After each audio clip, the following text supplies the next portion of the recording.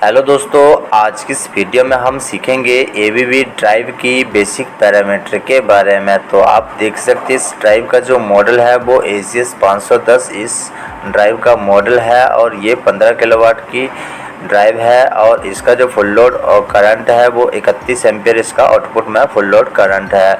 और चलिए अब इसके बाद इसकी जो बेसिक पैरामीटर है उसके बारे में जान लेते हैं, बेसिक प्रोग्रामिंग के बारे में जान लेते हैं। तो सबसे पहले अपने एंटर की को प्रेस करना है, उसके बाद अप और डाउन की से आपने इसके PAR वाली सेटिंग में जाना है, उसके बाद एंटर की को प्रेस करना है और फिर अप और डाउन की से आपने इसके 99 वाले ग्रुप में जाना है दोस्तों। उसके बाद फिर आपने एंटर की को प्रेस करना है, प्रेस करने के बाद 9905 वाले पैरामीटर में जाना है। आप देख सकते हैं ये वोल्टेज का है, आप अपने हिसाब से वोल्टेज को सेट कर सकते हैं। एंटर की को एक बार फिर प्रेस करेंगे तो इस सेट वाले ऑप्शन में आ जाएगा दोस्तों।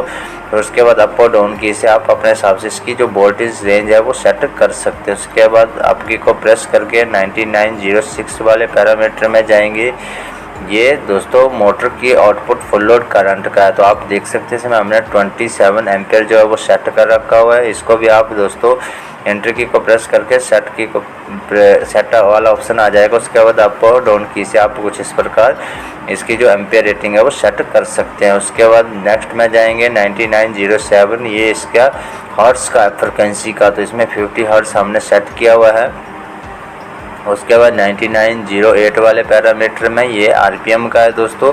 आपकी मोटर की RPM जितनी है वो आप इस हिसाब से इसमें एंटर की को प्रेस करके और इसमें दोस्तों अप और डाउन की से अपने हिसाब से इसमें RPM जो है वो सेट कर सकते हैं। उसके बाद चलिए अब इसके नेक्स्ट में जाते हैं 9909 वाले ग्रुप में पैरामीटर में जाएंगे।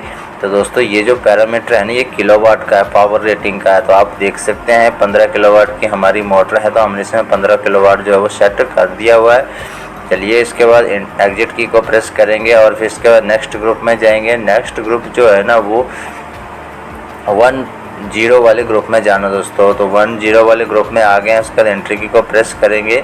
आप देख सकते हैं इसमें 1001 आ गया है। एंट्री की को प्रेस किया इसमें 2 वैल्यू सेट किया हुआ है। ये जो पैरामीटर है ना 1001 ये सोर्स ऑफ रनिंग कमांड का, आप VFD को कहाँ से स्टार्ट और स्टॉप करना चाहते हैं, इस ड्राइव को कहाँ से स्टार्ट और स्टॉप करना चाहते हैं। तो आप देख सकते हैं इसमें एंट्री की को प्रेस किया इसमें 2 वैल्यू सेट किया हुआ है। 2 यानी कि हम इस ड्राइव को 2 वायर सिस्टम में एक्सटर्नल टर्मिनल से DI1 और DI2 को यूज़ करके हम इसमें 2 वायर का कनेक्शन किया हुआ है, इसलिए हमने इस पैरामीटर में 2 वैल्यू सेट किया हुआ। अगर आप इसमें 1 वैल्यू सेट कर देते हैं दोस्तों तो आप सिर्फ 2 वायर में ही फॉरवर्ड डायरेक्शन में ही आप VFD को स्टार्ट और स्टॉप कर सकते हैं। 2 वायर सिस्टम में यानी कि सिलेक्टर स्विच लगाकर अगर आप VFD को स्टार्ट और स्टॉप करना चाहते हैं तो आप इसमें 1 वैल्यू सेट कर सकते हैं। और अगर इसमें आप 2 वैल्यू सेट कर देते हैं तो 2 से क्या होगा कि आप इस VFD इस ड्राइव को रिवर्स और फॉरवर्ड 2 वायर में दोनों डायरेक्शन में चला सकते हैं।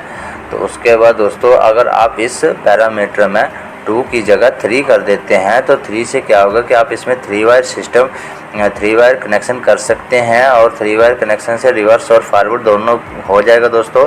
तो अगर आप 3 वायर इसके लिए फिर आपको दोस्तों 1003 में जाकर इसमें 1 वैल्यू सेट करना पड़ेगी फॉरवर्ड और रिवर्स के लिए दोस्तों। अगर आप इसमें करना चाहते हैं तो 3 वैल्यू सेट करेंगे, अगर फॉरवर्ड में ही करना चाहते हैं तो 1 वैल्यू सेट करेंगे।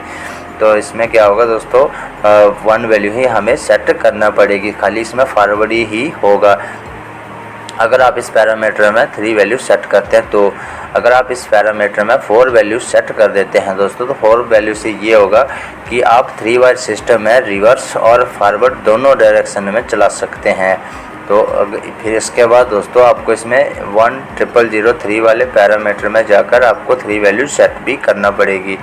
अगर दोस्तों आप चाहते हैं कि इस ड्राइव को हम ये जो कीपैड पर लगे हुए स्टार्ट और स्टॉप बटन है यहाँ से स्टार्ट और स्टॉप करें तो आपको इस पैरामीटर में दोस्तों 8 वैल्यू सिलेक्ट करना पड़ेगी। तो आप देख सकते हैं ये 8 वैल्यू को सेट करेंगे, उसके बाद एंटर की को प्रेस करेंगे तो आपको इस ड्राइव को यहीं से इस की के द्वारा स्टार्ट और स्टॉप कर सकते हैं। तो दोस्तों मुझे जो ये BFD है, वो ये जो ड्राइव है, इससे ये एक्सटर्नल टर्मिनल के द्वारा ही 2 वायर सिस्टम से चलानी है। तो मैं इस पैरामीटर में 2 वैल्यू सेट करूँगा। तो चलिए दोस्तों, इसमें फिर से हम 2 वैल्यू जो है वो सेट कर देते हैं। तो आप देख सकते हैं मैंने इसमें फिर से 2 वैल्यू सेट कर दिया है। उसके बाद एग्जिट की को प्रेस करेंगे और फिर इस ग्रुप से बाहर आ जाएंगे और नेक्स्ट ग्रुप में जाएंगे।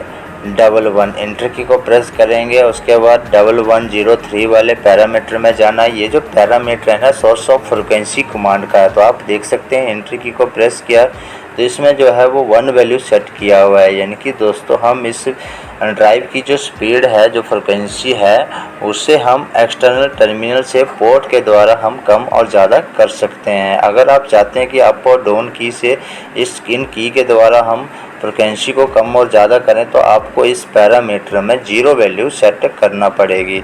तब जाके आप इस अप और डाउन की से फ्रिक्वेंसी को कम और ज़्यादा कर सकते हैं। तो मैं एक्सटर्नल पोर्ट के द्वारा इस फ्रिक्वेंसी को कम और ज़्यादा करनी है दोस्तों।